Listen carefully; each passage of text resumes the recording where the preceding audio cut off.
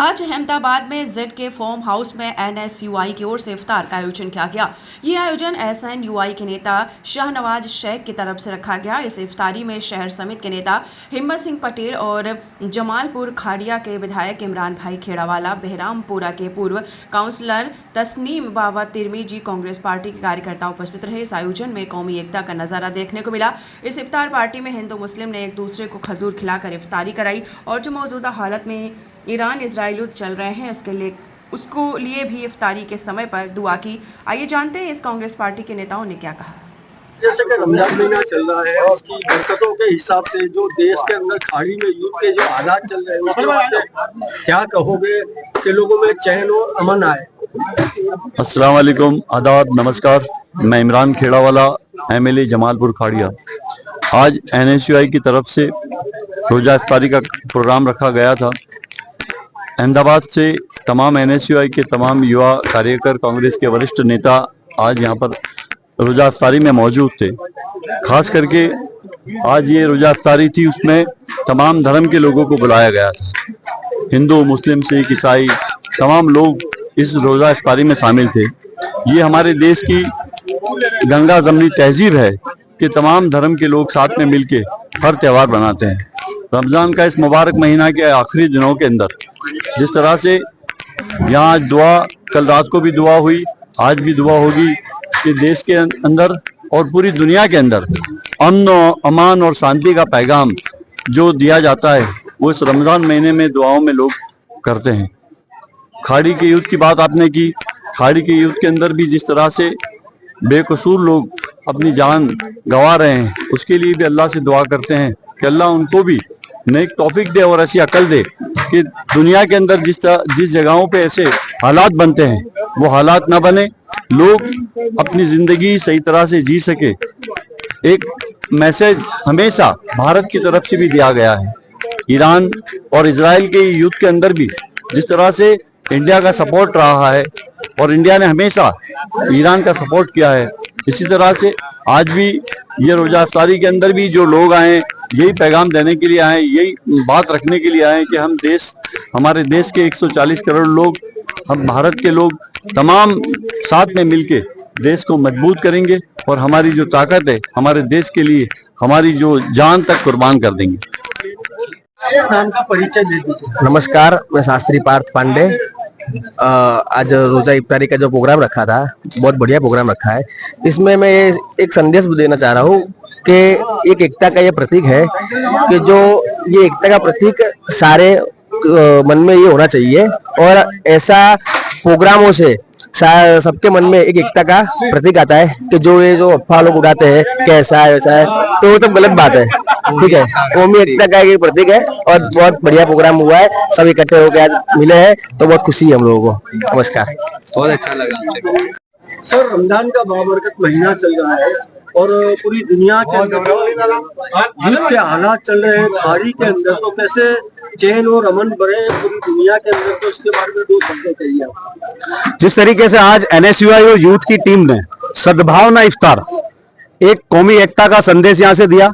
हिंदू, मुस्लिम, सिख, ईसाई सभी कौम, सभी जाति, सभी धर्म को मानने वाले लोग यहाँ पर इकट्ठा हुए और प्यार और मोहब्बत से यहाँ पर रोजा इफ्तार किया और देश में अमन और शांति की दुआ की। तो जैसा गैस की किल्लत को लेकर भी पूरा देश पूरा परेशानी के अंदर है, तो इसको लेकर के क्या? देखिए, जिस तरीके से पूरा देश परेशान है, युद्ध की स्थिति है, हम तो यहाँ से ये दुआ और प्रार्थना करते हैं कि अमन और शांति रहे पूरे विश्व में, पूरे वर्ल्ड में। जहां भी युद्ध चल रहा है ये खत्म हो, हम तो ये चाहते हैं। और सरकार की जो विफलता है लोगों के सामने आ रही है। आज हर शहर, हर गांव, हर जगह लोग नाली में गैस ढूंढ रहे हैं। आप देख रहे होंगे यूट्यूब पर, चैनल पे, टीवी में, हर कोई व्यक्ति पाइप लगा रहा है नाली में कि कहीं वहां से गैस ना निकल जाए, क्योंकि प्रधानमंत्री जी ने कहा है कि गैस ढूंढिए नाली में पाइप लगाइए, वहां से गैस निकलेगी। तो हर महिला, हर युवा, हर व्यक्ति जिसके पास गैस का सिलेंडर नहीं है वो नाली में गैस ढूंढ रहा है, क्योंकि प्रधानमंत्री जी ने कहा था, इसलिए प्रधानमंत्री की बात क्यों नहीं मानेंगे। सब लोग नाली में गैस ढूंढ रहे हैं, लेकिन गैस की किल्लत है, बोतल नहीं मिल रही है। प्रधानमंत्री जी सदन के अंदर आके कुछ बोलते नहीं है और लोगों को बोलने भी नहीं दिया जा रहा है, तो इसके बारे में उसके लिए तो एक शेर है कि काट कर जुबा मेरी कहता है जालिम, काट कर जुबा मेरी कहता है जालिम, अब तुम्हें इजाजत है हाले दिल सुनाने की। એટલે કોઈ દિન કિસી કોઈ પણ પ્રકારની કોઈ વાત કરવાની નહીં, ફક્ત ને ફક્ત ભાષણો કરવાના, લોકો તકલીફમાં હોય ત્યારે પણ ફક્ત રેલીઓ કરવાની। प्रधानमंत्री का जो चरित्र है वो सबके सामने है। अभी पूरी तरह से प्रधानमंत्री डरे हुए हैं, एप्स्टीन फाइल का राज न खुल जाए इसलिए वो संसद में भी नहीं आ रहे और बुरी तरह से डरे हुए हैं। मैं समझता हूं आने वाले दिनों में प्रधानमंत्री अपनी अकाउंटेबिलिटी और क्रेडिबिलिटी खो चुके हैं। 2019 में देश का प्रधानमंत्री राहुल गांधी बनने जा रहा है और देश में कांग्रेस की सरकार बनने जा रही है इंशाअल्लाह। लगभग ऐसा देखा जाता है सोशल मीडिया पर कि प्रधानमंत्री को डोनाल्ड ट्रंप पे डराया हुआ है कि आपकी पोल खोल देंगे, आपको ऐसा कुछ कर देंगे, तो इसके बारे में कुछ कहोगे? देखिए कभी कभी तो ऐसा लगता है कि प्रधानमंत्री खुद विदेश मंत्री है। प्रधानमंत्री नहीं है, वो विदेश मंत्री है, विदेश में घूमते रहते हैं। विदेश नीति के बारे में उन्हें कुछ पता नहीं है क्योंकि आज तक डिग्री के बारे में तो हमें पता चला ही नहीं उनका। तो एक्चुअल में बहुत बड़ा ब्लंडर है। पूरी तरह से भारत सरकार विदेश नीति में विफल साबित हुई है। अमेरिका के साथ कैसे रिश्ते रखने चाहिए थे, रसिया के साथ कैसे रिश्ते रखने चाहिए थे, चाइना के साथ कैसे रिश्ते रखने चाहिए थे, आसपास के पड़ोसियों के साथ कैसे रिश्ते रखने चाहिए थे, ये कूटनीति में देश की सरकार विफल है। सरकार विदेश मामलों में विफल रही है। आज हर कोई छोटा मुल्क भी हमें आंख दिखा रहा है। हमें बार बार ट्रंप के मुंह से ताने सुनने पड़ रहे हैं कि मैंने वोट रुकवा दी, मैंने कहा बैठो तो बैठ जाओ, मैं कहूं उठो तो उठ जाओ।